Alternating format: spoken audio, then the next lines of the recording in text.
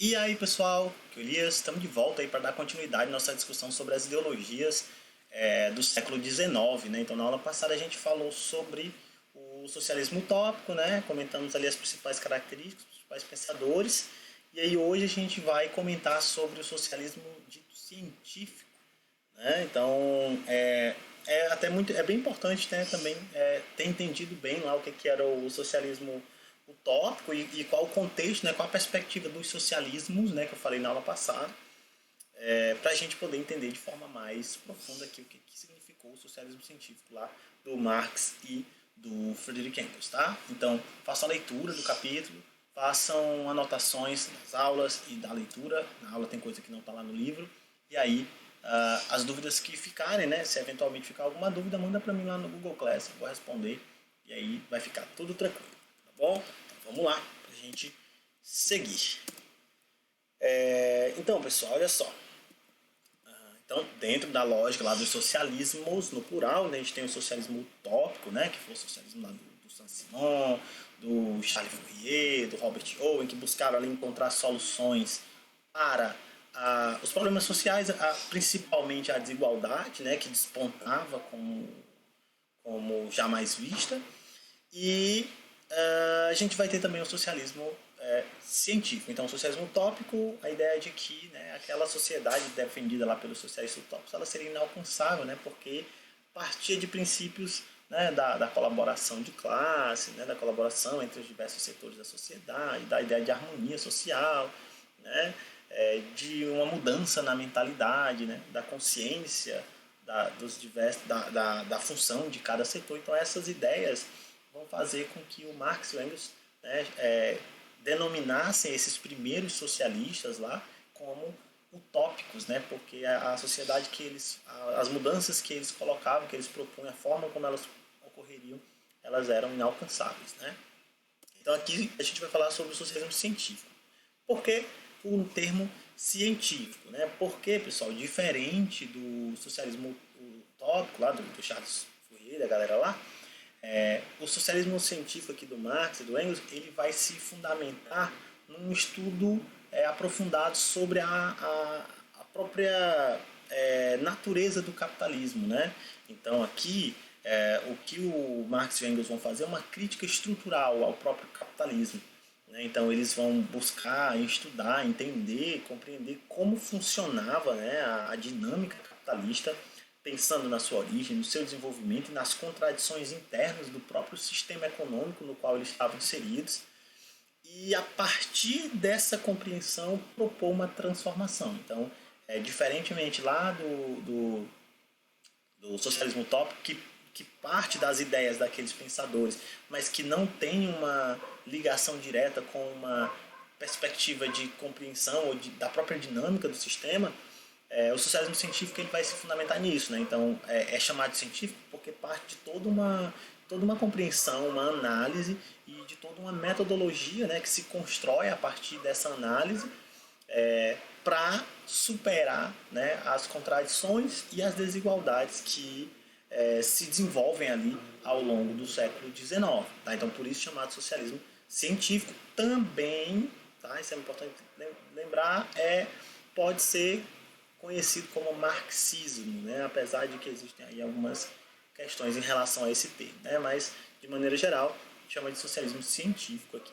Então, como eu falei, né, essa teoria ela foi pensada pelo Karl Marx e o Friedrich Engels, são alemães ali, né, viviam na região da Alemanha, e eles vão escrever vários livros, tá? Então, tanto em conjunto, né, ambos vão escrever livros juntos, mas também vão escrever uma vasta obra individualmente, tá? Então,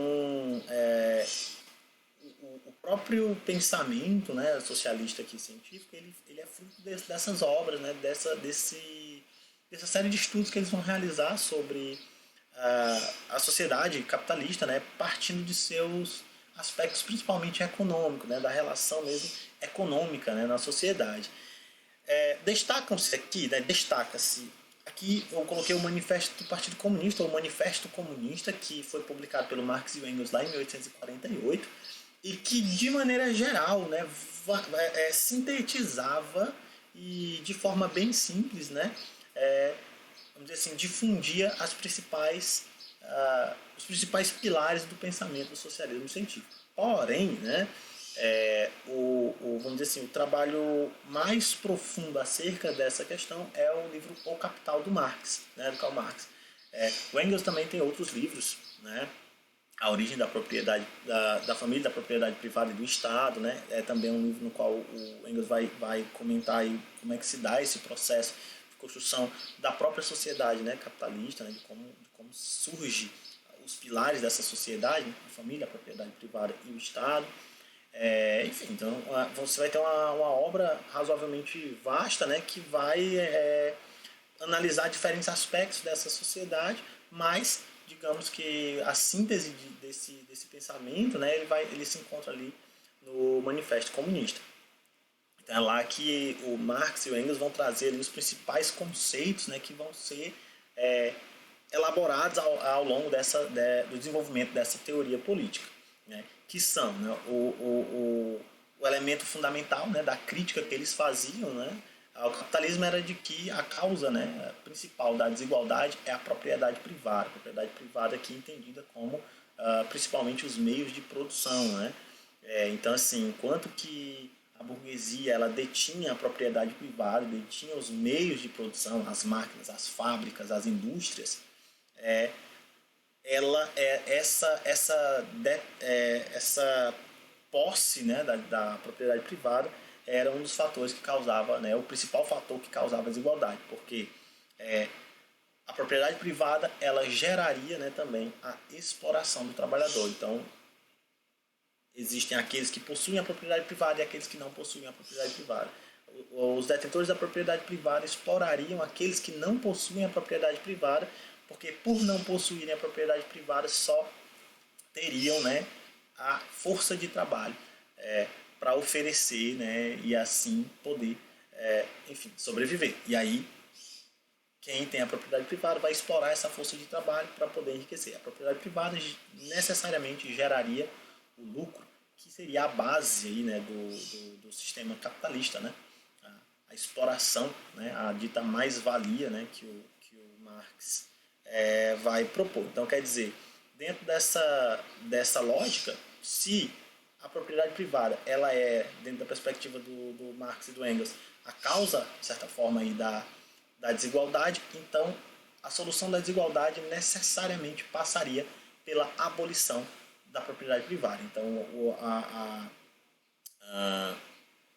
a solução, né, encontrada por eles seria abolir a propriedade privada. Então, sem propriedade privada não haveria desigualdade, né, não haveria desigualdade. E aí, aqui novamente, né, retomando um pouco do que a gente já falou anteriormente, é um dos pontos, por exemplo, que já diferencia o socialismo científico do socialismo utópico, né? O socialismo utópico em nenhum momento fala sobre a abolição da propriedade privada. Então aqui a abolição da propriedade privada é um elemento crucial no processo, né, de estabelecimento de uma igualdade social, tá? Então, e aí, né, atrelado à própria ideia de propriedade privada, o que o Marx coloca é que o fundamento, né, dessa lógica capitalista é o que ele chama de mais-valia. E aí o que seria a mais-valia, né? Seria justamente a diferença entre o valor, né, do que o trabalhador produz e aquilo que ele recebe em forma de salário. Então, assim, sempre na sociedade capitalista, o trabalhador ele recebe muito menos do que aquilo que ele produz. Então, geralmente, o valor do que o trabalhador produz é muito maior do que aquilo que ele recebe em forma de salário. E essa diferença é o que caracteriza a mais-valia. E aí o que o Marx coloca é justamente isso, né? É que o trabalhador, por não ter a propriedade privada, ele se submete a essa condição, né, para poder sobreviver do seu trabalho. E o capitalista, ele então se aproveita dessa condição para explorar mais o trabalhador e assim poder aumentar, né, os seus lucros, sua riqueza. Então essa perspectiva, né, o fim da propriedade privada também, né, levaria ao fim da mais-valia, né, já que não haveria mais propriedade privada e aí as propriedades, os meios de produção pertenceriam a todos e não apenas aos capitalistas que explorariam. E aqui é muito importante destacar, pessoal, que dentro da perspectiva do Marx, né, e até ele coloca isso, né, nos primeiros momentos ali do Manifesto Comunista, é que a sociedade, né, ela é dividida em duas classes antagônicas, tá? Isso é muito importante destacar. O Marx entendia a sociedade capitalista dividida em duas classes antagônicas. Vamos dizer assim, ele estende isso para muito além da sociedade capitalista. Mas aqui vamos pensar na sociedade lá do século XIX, na sociedade capitalista, que é a sociedade que o Marx viveu. Então, eles vão defender que a sociedade ela é dividida em duas classes, né? Ou seja, a burguesia, que seria a detentora dos meios de produção, né? Aquela que possui ali as fábricas, as indústrias e tudo mais, as máquinas, e aqueles que não possuem a propriedade privada, não possuem os meios de produção, que seriam os proletários, trabalhadores. Então a sociedade ela seria dividida entre os exploradores, aqui no caso da perspectiva do Marx, a burguesia, e os explorados, que seria os trabalhadores. E, como eu falei, né, ele estende isso não apenas lá no período do século XIX, mas ele vai colocar isso como uma teoria da história, né? Por isso que eu coloquei aí. Por quê? Ele vai colocar que na história da humanidade, a história da humanidade ela é marcada pela luta de classes. Em todas as sociedades existentes, né, dentro da teoria do Marx, em todas as sociedades existentes anteriormente, existia uma classe exploradora e uma classe explorada. E sempre essas classes elas estavam em antagonismo, elas estariam em conflito. E as sociedades foram mudando, os sistemas econômicos foram mudando, mas sempre existia ali uma classe exploradora e uma classe explorada. E no capitalismo isso não seria diferente. Por isso que ele até disse que a história da humanidade é a história das lutas de classe, né? Porque os eventos históricos seriam explicados por essa divisão, essa disputa, esse conflito constante entre os dominados e os dominadores. E aí é justamente partindo dessas questões, né, que a gente está discutindo aqui, que eles vão propor a mudança. Né? Então, como é que seria a resolução desses problemas sociais, a desigualdade, o conflito entre as classes sociais, a mais-valia, né, que é a exploração do trabalho, a desvalorização do trabalho, como é que isso ocorreria? E aí eles vão, como eu falei, partir dessa análise científica, essa análise sistemática, para poder definir aí como é que seria essa transição. E aí eu coloquei aqui de uma forma bem simples, bem resumida, né? Então a sociedade ela se encontraria, né, dentro da lógica capitalista. Os proletários, né, os trabalhadores, em algum momento, né, eles tomariam consciência da exploração na qual eles viviam e, consequentemente, né, se uniriam uns com os outros, levando à revolta, né, à revolução. Essa revolução, né, realizada pelos trabalhadores, pelos proletários, como eles chamam, colocaria fim à propriedade privada. Então, abolia-se a propriedade privada. As fábricas, né, elas seriam apropriadas, né, estatizadas, os bancos, enfim, as terras, né, isso, tudo aquilo que gerava a exploração capitalista seria tomado, né, pelos trabalhadores e estatizados. Então, dessa revolução proletária, dessa revolução realizada pelos trabalhadores, surgiria um Estado controlado pelos trabalhadores, pelos proletários, que ele chama de socialismo. Né? Então, essa abolição, né, essa estatização da propriedade privada geraria o sistema socialista, né, no qual